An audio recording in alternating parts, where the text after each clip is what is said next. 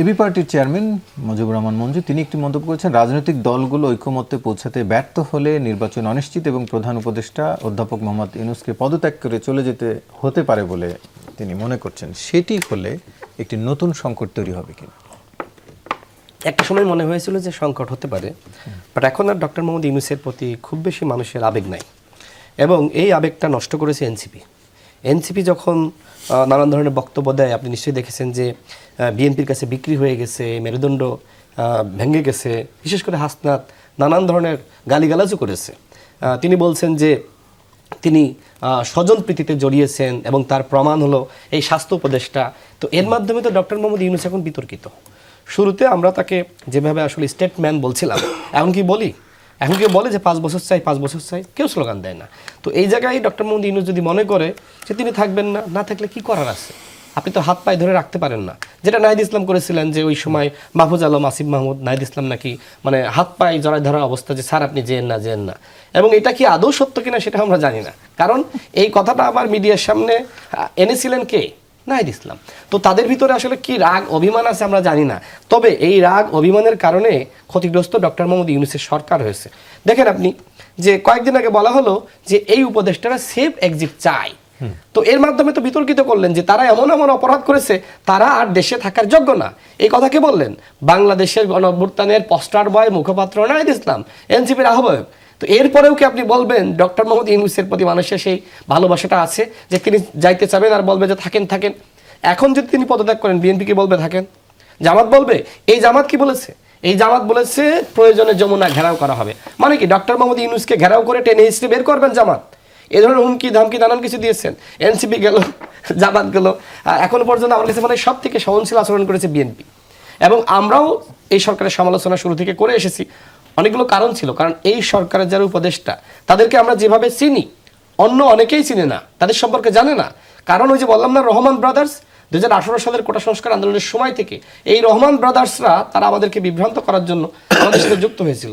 তো যাই হোক, এই পার্ট বাদ দিলাম, আমি আরেকটি বিষয়ে কথা বলি, যেটা সাইফুল্লাহ ভাই বললেন যে with note of dissent vote হয় না। তাহলে আমার কথা হলো যে তাহলে কি করবেন?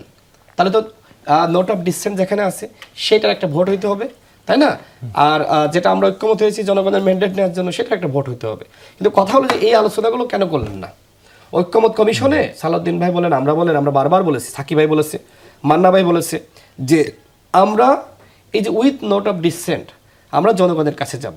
এখন যেখানে নোট অফ ডিসেন্ট বিভিন্ন দলের আছে, হোক সে বিএনপি একলা, হোক সে এনসিপি একলা, বরং তাদের নির্বাচনী ইস্তেহারে তারা উল্লেখ করবে যে তোমরা যদি আমাদেরকে ভোট দাও তাহলে এইটা বাস্তবায়ন করা হবে।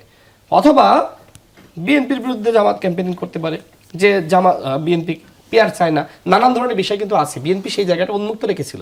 আমি বিএনপিকে ধন্যবাদ জানাই এই কারণে যে বিএনপি জামাতের মতন ওই প্রতারণা করতেছে না।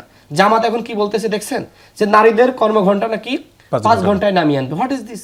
তাহলে এই 3 ঘন্টা বাংলাদেশে যত নারী চাকরি করে, এই 3 ঘন্টার যে আর্থিক আপনার ব্যয়, সেটা সেই অর্থ জামাত কই থেকে পাবে? ওই যে বলছে যে মধ্যপ্রাচ্য থেকে তারা জাকাত, তারপরে বিভিন্ন ধরনের ফিতরার কথা বলছে, সেগুলো আনবে। তো ওইগুলো আনার মাধ্যমে কি এই ব্যয় মেটানো সম্ভব? এই আজগুবি কথাবার্তা বন্ধ করতে হবে। এবং জামাতের সেক্রেটারি জেনারেল কি বললেন, যে সার্টিফিকেট নিয়ে বের হবে, এরপরে চাকরি। ভাই এইটা কোনো কথা হলো?